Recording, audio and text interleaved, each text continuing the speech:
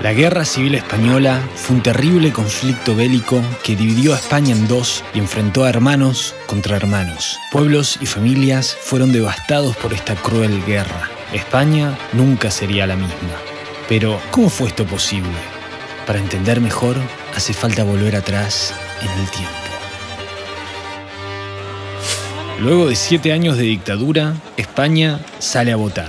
Por amplia mayoría, la Alianza Republicano-Socialista derrota a los partidos monárquicos. El rey se ve obligado a abandonar España. Los partidos vencedores toman el poder y forman un gobierno provisional. Ahora deben enfrentarse a su primer desafío, la independencia de Cataluña.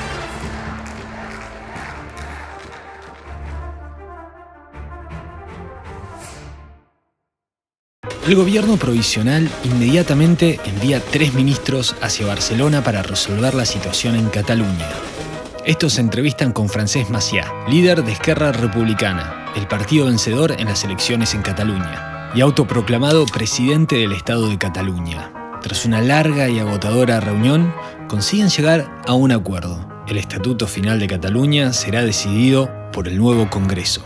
Este nuevo Congreso, también conocido como las Cortes, todavía tenía que ser elegido. Se fijó fecha para finales de junio. Las Cortes eran constituyentes, es decir, que debían sancionar una nueva constitución. Pero hasta las elecciones el gobierno provisional no para.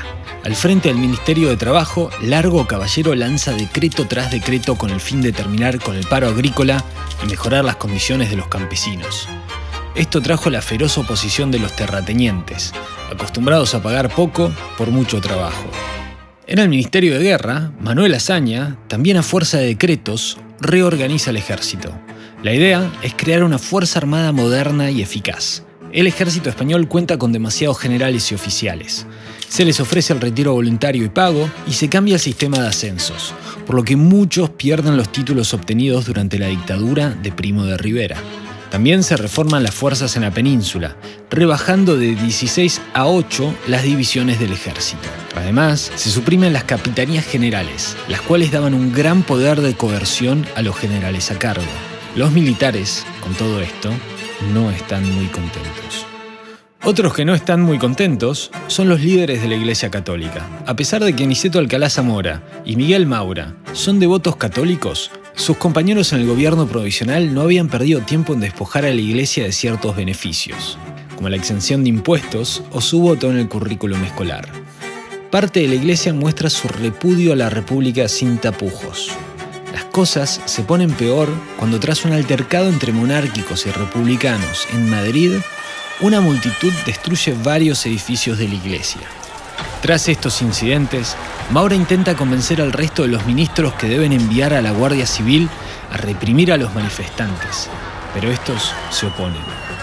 Por la noche, arde una casa de los jesuitas en Madrid. Maura insiste nuevamente, pero sin éxito. Durante ese día 11 de mayo, los manifestantes queman más de una decena de edificios clericales.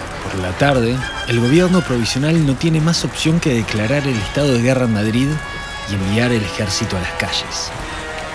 Pero ya es demasiado tarde. Las manifestaciones se extienden al resto del país y el fuego amenaza con quemarlo todo.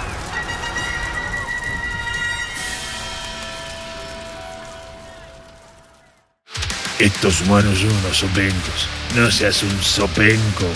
Y mira el video que aparece acá al lado mío.